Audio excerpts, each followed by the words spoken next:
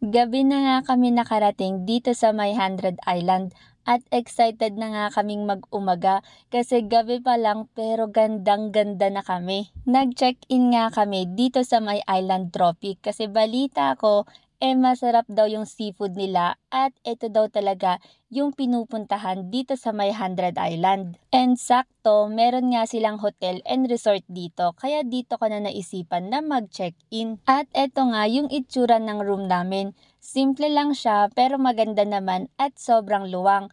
Meron na nga din pala tong cabinet, TV, at may dalawa nga siyang bed. Tapos meron ding aircon at may salamin. Napakalinis nga din pala ng CR nila dito at meron din silang hot and cold na shower. At dahil nagutom nga kami, naghanap kami ng makakain dito.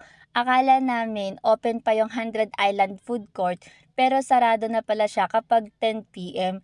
Kaya umikot-ikot pa kami hanggang meron kaming nakitang kainan dito sa may dulo. Konti na lang yung pagpipilian na pagkain kasi magsasarado na din sila.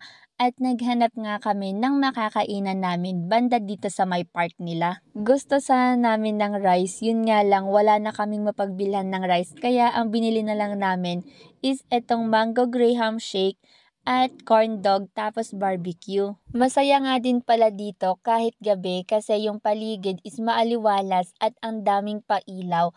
Tapos bawat anggulo pwede kang mag picture picture.